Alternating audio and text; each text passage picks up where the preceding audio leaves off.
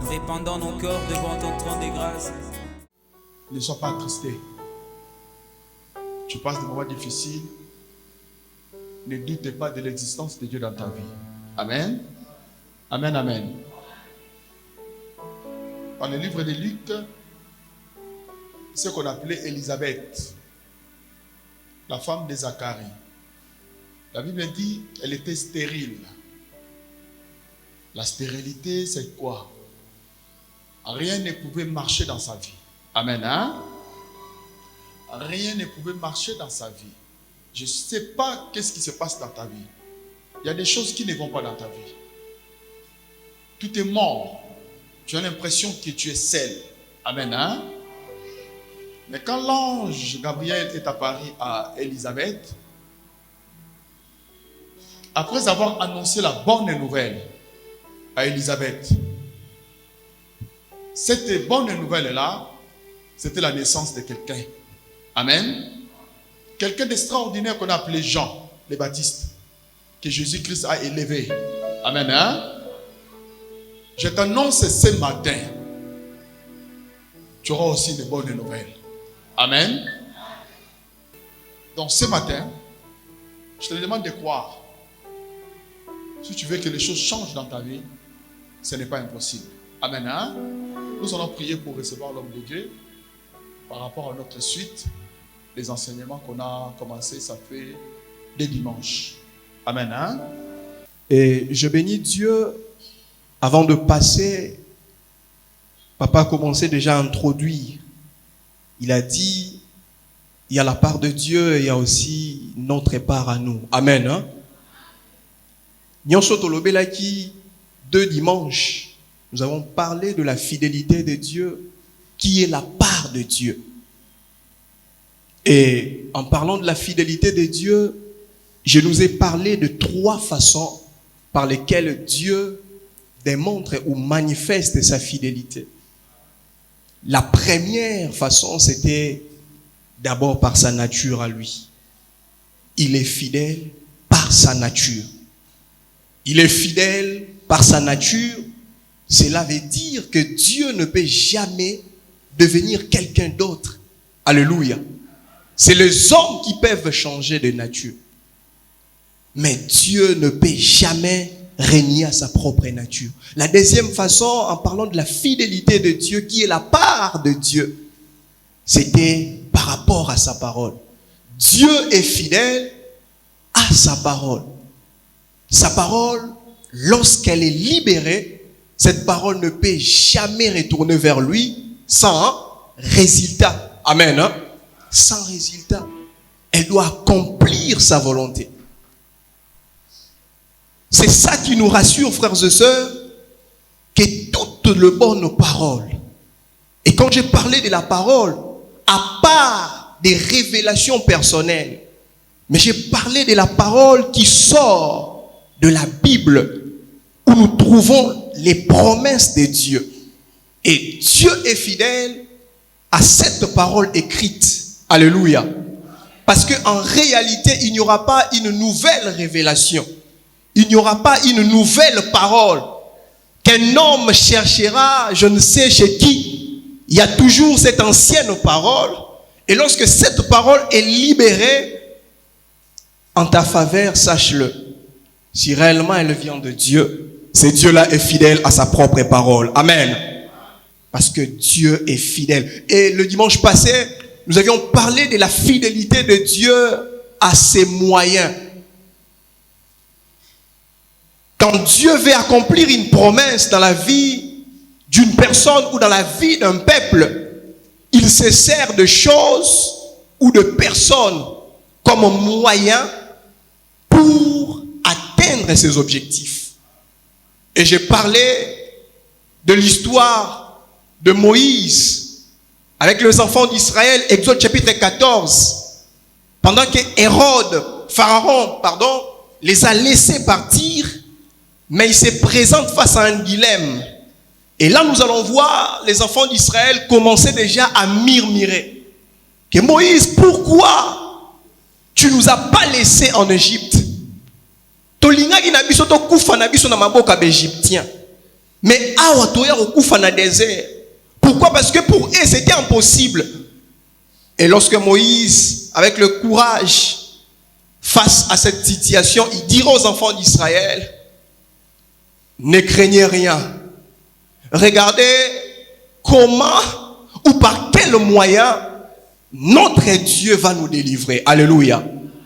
Et par là, j'ai commencé à détailler les moyens de Dieu.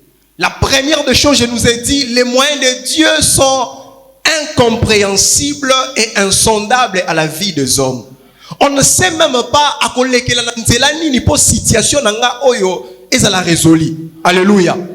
Peut-être tu te dis aussi, frères et sœurs, tel que tu es là, par rapport à une situation qui ronge ta vie, ta famille, par quel moyen? J'aimerais te dire, si tu ne comprends pas, c'est parce que les moyens de Dieu sont incompréhensibles et insondables. Alléluia. Mais ce qui doit nous rassurer, ce jour-là, Dieu va utiliser une personne, Moïse, et il va aussi utiliser une chose, la verge. Dieu dira à Moïse, frappe ta verge et tu verras ce que je ferai.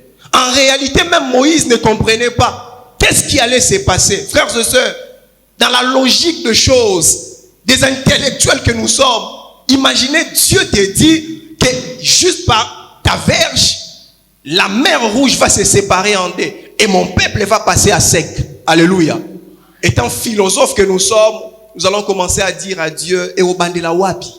Mais Moïse a philosophaté. Moïse a ndimi que ce Dieu-là est capable de tout faire. Alléluia. C'est pourquoi je l'avais dit et j'aimerais encore le répéter, ne limitons pas Dieu par rapport à nos moyens à nous. Parce que lui, il a de moyens illimités. Tu te dis, comment il fera? Parce qu'il a presque tout épuisé. Non, ses moyens, non seulement c'est illimité, mais ses moyens sont aussi non épuisables. Amen. Hein? C'est-à-dire, s'il a utilisé autant de choses hier pour accomplir ce qu'il avait accompli dans ta vie, sache-le que s'il est dans sa réserve, il y a encore, il y en a encore. Alléluia. Il y en a encore.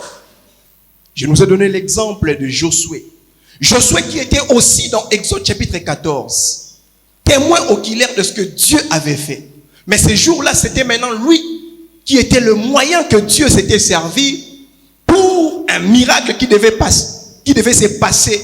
Là, ils sont face au Jourdain. Et maintenant, Josué pouvait aussi dire comme nous autres, ok, si Dieu face à la mer Rouge, il avait utilisé Moïse et sa verge, c'est qu'aujourd'hui aussi, il va utiliser le même moyen. Mais ce jour-là, Dieu dira à Josué que ça ne sera pas la verge, mais ordonne à tous les souverains sacrificateurs de porter avec eux l'arche de l'alliance. Alléluia. Pour montrer à suffisance que ces moyens à lui, nous ne pouvons jamais le limiter. C'est pourquoi j'aimerais annoncer à quelqu'un, comme papa l'a dit, parce que ici, nous sommes venus ce matin, non pour écouter du raconteur, mais la bonne nouvelle. Frères et sœurs, j'aimerais aussi annoncer à l'église la repentance vie. Le Dieu qui m'a envoyé de vous parler de sa fidélité, il est réellement fidèle. C'est pourquoi aujourd'hui, on ne parlera plus de sa part à lui. Aujourd'hui, on parlera de notre part à nous. Parce que quand j'ai prêché ces frères et sœurs, ça c'est la part de Dieu. Dieu ne peut jamais régner sa propre part. Mais il était question, nous aussi, nous puissions croire. Alléluia. C'est pourquoi ce matin, nous allons parler de la foi en Dieu. La fidélité en Dieu, ça signifie la foi en Dieu. Alléluia. C'est vrai, il est fidèle à sa parole, à sa nature, à ses moyens. Mais est-ce nous croyons vraiment que ce Dieu est fidèle? Frère, nous pouvons beau prêcher, nous pouvons aller même dans les profondeurs des Écritures, mais si vous ne croyez pas, frère, ces choses, cette série d'enseignements sera nulle et sans effet. Celui qui sera menteur, ce n'est ni moi, ni Dieu, mais le problème sera à nous. Pourquoi? Parce que de fois, lorsque nous prêchons les gens, on se dit, est-ce que au salam? Est-ce que Oyoana, après cet exemple Abraham, est-ce que l'élo permakambo o salamak? Je vous avais dit, Dieu ne fera pas comme il avait fait à l'époque d'Abraham. Ce qu'il avait fait à l'époque d'Abraham, c'est un modèle pour nous montrer ce que Dieu est capable d'accomplir. Mais Dieu fera uniquement par rapport à notre époque des choses, je dirais même, peut-être plus. N'est-ce pas, le Seigneur a dit, si vous croyez en moi, vous pouvez faire même plus que ce que je fais. Alléluia. Croire en Dieu, c'est une façon de posséder déjà le bien qu'on espère. C'est être persuadé que les choses qu'on ne voit pas existent vraiment. Amen. Hein? Frères et sœurs, ayons l'habitude d'avoir plusieurs versions. Parce que chaque version, c'est une interprétation. Vous savez, il y a des passages bibliques, on n'a même pas besoin de commentaires. Car à simple lecture, vous avez déjà tout. Amen. Hein?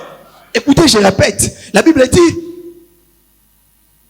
croire en Dieu, c'est une façon de posséder déjà le bien qu'on espère. C'est être persuadé que les choses qu'on ne voit pas existent vraiment. C'est-à-dire la foi en Jésus-Christ. Parce que c'est l'unique chose. Papa a l'habitude de le répéter ici. Les diables cherchent la foi. Dieu cherche aussi notre foi. L'unique chose, je peux dire, qui nous connecte si aujourd'hui nous sommes enfants de Dieu, c'est parce que nous avions placé notre foi en Jésus-Christ. Vous allez comprendre que la foi, ce n'est pas une petite chose. C'est une grande chose parmi tant d'autres. Alléluia. C'est même ça. Parce qu'on peut pas parler de toutes les doctrines qui fait partie de la sainte doctrine. La foi aussi, frères et sœurs. Parce que rien ne peut nous connecter à Dieu. Comme la Bible dit, celui qui s'approche de Dieu doit croire qu'il existe et qu'il est le rémunérateur de ce qu'il cherche. Et sans la foi, il est impossible de lui être agréable. Amen. Vous comprenez, frères et sœurs, que la foi que nous, enfants de Dieu, nous devons placer en Christ. Hébreux chapitre 11, verset 1er, nous dit, cette foi, c'est une façon de posséder déjà le bien qu'on espère. C'est-à-dire, je n'ai pas encore la chose physiquement, mais par ma foi en Jésus-Christ, je l'ai déjà. Parce que c'est impossible, frère, à celui qui s'appelle chrétien, de marcher par la vie. Il ne peut jamais posséder, il ne peut jamais expérimenter ce que Dieu est. Parce que nous, l'apôtre Paul le dit clairement, nous ne marchons pas par la vie. Nous marchons par la foi. Des fois, on veut d'abord voir pour croire. Ça ne marche pas comme ça. Nous devons croire avant de voir. Je vous amène dans Jean chapitre 11, verset 40. Qu'est-ce que Marie et Marthe espéraient? Marie et Marthe espéraient la résurrection de leur frère, tant aimé Lazare. Et ce jour-là, Marthe commence à douter. Pendant que le Seigneur les a demandé, amenez-moi dans son tombeau. Oh Seigneur, il fait déjà 4 jours. La même réaction que nous avons. Seigneur, est-ce que vraiment telle chose est au salama? Mikoleleki déjà. Mais en verset 40, qu'est-ce que le Seigneur lui dit? N'ai-je pas dit, si tu crois, tu verras quoi? La gloire de Dieu. Amen. Hein? N'ai-je pas dit, si tu crois? Le Seigneur ne lui dit pas, si tu vois, non. D'abord, il faut croire. En d'autres mots, ce verset veut dire que Marie, Marthe, vous voulez expérimenter la puissance de Dieu. Vous voulez voir ce que Dieu seul est capable d'accomplir dans votre famille. D'abord, il faut croire. Je voudrais dire à quelqu'un ce matin, 2023, dans quelques jours, toi aussi, Lissango. Deux fois, tu t'es dit, tu regardes peut-être ton carnet là où tu avais écrit des choses que tu espérais voir durant cette année. Et des fois, des doutes commencent déjà à s'installer. Il nous reste qu'un mois plein et quelques jours pour finir cette année. Je vais encore réaliser telle chose? Il y en a même ici qui commencent déjà à projeter. Non, ça là, on est en 2024. Mais j'aimerais dire à quelqu'un, si tu crois, tu verras la gloire de Dieu. Non, vous ne m'avez pas compris. Si tu crois, tu verras la gloire de Dieu. Enfin, il n'y a pas une formule magique. Soit tu crois, soit tu ne crois pas. Et tu crois. Tu crois. Et quand tu crois, frères et sœurs, c'est Dieu-là, il a vu la chose qu'il veut voir dans ta vie.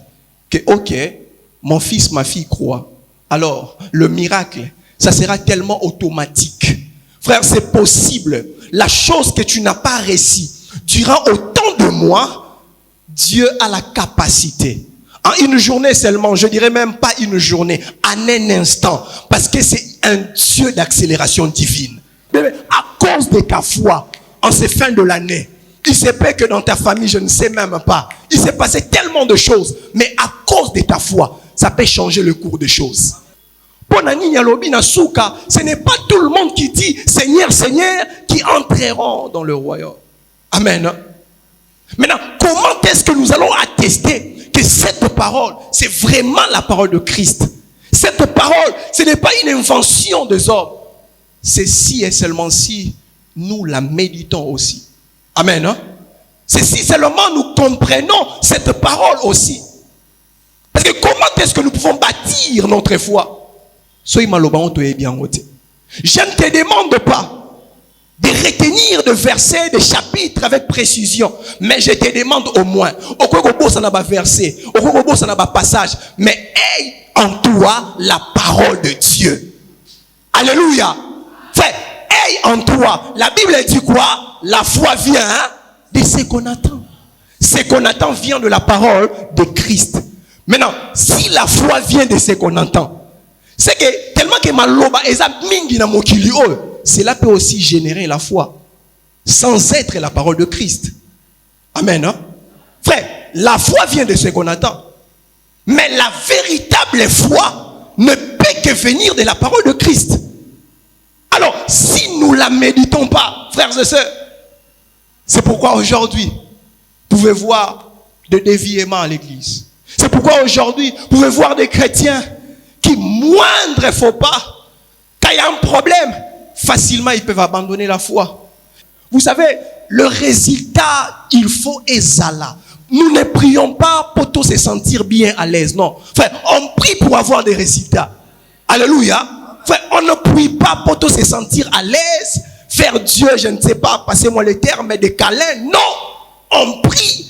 Lorsque les hommes du monde regardent ta vie, bah, montre vraiment que non, il y a un Dieu qui existe. Il y a un Dieu qui est fidèle. Alléluia. C'est ça, frère. Mais si chaque jour, on est au culte, à la prière, mais on regarde nos vies, ça ne peut même pas inspirer les hommes du monde. C'est pourquoi aujourd'hui, ils commencent à nous critiquer. Frère, c'est parce que ce n'est pas Dieu qui a un problème. C'est nous-mêmes. Est-ce que nous croyons à ces dieux-là? Est-ce que nous croyons, frère? Écoutez, j'aimerais fonder, placer le base. Maintenant, nous sommes sur la terre des hommes. Frère, nous avons des besoins réels. Vous savez, parmi les buts de l'église, ce qui est primordial, c'est nous préparer de rencontrer le Seigneur. Maintenant, le Seigneur n'est pas encore venu. Bien que Jésus revient bientôt. Alléluia. Maintenant, sur la terre, on a des besoins réels. On doit payer son loyer. On doit manger. On doit bien vivre. Et qui vous a dit que Dieu qui nous a envoyés, après que tu es devenu chrétien, tu dois vivre une vie médiocre? Non, ce n'est pas le Dieu de la Bible. Alléluia. Je ne peux jamais condamner ceux qui prêchent peut-être la prospérité, mais je peux condamner le mauvais usage. Alléluia. Mais dire que vous serez bénis, oui, parce que nous avons un Dieu qui bénit. Amen. Hein? On doit quand même le vivre dans nos vies, l'expérimenter dans nos vies, que réellement Dieu est fidèle. Parce qu'il avait parlé et maintenant, je vis l'accomplissement de ses promesses. S'il est David, frère, il n'était pas de pauvre. Abraham n'était pas un pauvre. Abraham, il avait la carrière de roi. Et à combien plus forte raison, nous en Jésus-Christ, comme la Bible dit, vous êtes une race élue, un sacerdoce royal. Frère, on doit vivoter. Non, je suis contre cet évangile. Nous avons un Dieu qui a la capacité d'élever. Alors si sa parole est oui et amen, qu'il le fasse. À condition. Tu crois? Amen. Hein? Tu as bien acclamé, mais est-ce que tu crois? Et je compris.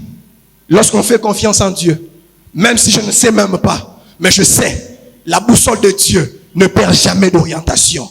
C'est Dieu-là, s'il m'a dit, il m'amènera quelque part. Même à ta zuinga na chemin à boye, à omemanga na destination. Alléluia. Frères et sœurs, notre foi doit s'exercer. Nous voulons vivre de choses. Nous voulons expérimenter cela dans nos vies. La foi doit entrer en pratique. Ça ne sera pas facile. Il est fidèle, oui. Mais cet homme, pour Asimba Isaac, il devait patienter. Amen. Il devait patienter. Je ne vous prêche pas du tic au tac. J'ai parlé de la fidélité. Mais à quand? Je ne sais pas. Je nous avais dit, les quand et le comment, ce n'est pas à notre compétence. C'est à Dieu. Il sait à quand, il sait comment. Mais quant à nous, je te fais confiance. Même si ça dure, je ne quitterai pas Jésus-Christ. Je ne changerai pas un autre Dieu. Je ne changerai pas aussi des églises. Parce que la promesse tarde. Il ne nous a pas dit si ça tarde, change des églises. Si ça tarde, débrouille-toi. Il a dit à Habakkuk, si ça tarde, hein, attends-la. Est-ce que quelqu'un peut se lever là où il est? Acclame, acclame pour la parole de Dieu. Gloire à Dieu. La foi en Dieu. Ce n'est pas pour la première fois qu'on t'a parlé de la foi. Aujourd'hui, le Seigneur m'a envoyé juste pour rappeler pour d'autres personnes ce que tu connais déjà. Parce que il veut que nous vivions ces choses. Il ne veut pas que nous vivons de vie médiocre sur cette terre de hommes. Il est fidèle. Il nous a promis. Mais nous devons placer notre confiance en lui. Notre foi doit se poser sur lui qui est l'objet de cette foi. Notre foi doit se poser sur sa parole. Nous allons prier, frères et sœurs. Premièrement, tu vas remercier Dieu. Dis merci à Dieu. Merci à Dieu pour sa parole. Cette parole est venue pour fortifier notre foi. Est-ce qu'il y a un cœur reconnaissant qui prie? Est-ce qu'il y a un cœur reconnaissant qui s'élève dans la présence de Dieu pour lui dire: on me parle de la foi tellement, tellement, tellement. Mais ce matin, je refuse de comprendre ces messages de la même manière. Parce que j'ai besoin que les choses changent. La vie éternelle, je l'ai déjà en Jésus. Le salut, je l'ai. La sainteté en Jésus. L'amour, je l'expérimente tous les jours. Mais je vais aussi expérimenter ta fidélité. Les autres l'ont expérimenté. Ils étaient des hommes de la même nature que nous. Ils ont expérimenté cela. À chaque fois, un homme dans la Bible nommé Dieu comme Jéhovah Rapha, parce qu'il avait expérimenté quelque chose de particulier. Et ce Dieu-là n'a pas changé. Ce Dieu-là n'a pas changé. Avant de lui rencontrer au ciel, ici-bas, nos vies doivent témoigner réellement il est fidèle. Seigneur, merci pour ta parole. Seigneur, merci pour ces séries d'enseignements. Tu nous as parlé de ce que tu es. C'est vrai, tu es fidèle. Je peux parler de ce thème plusieurs fois, mais je ne le parlerai pas de la même manière.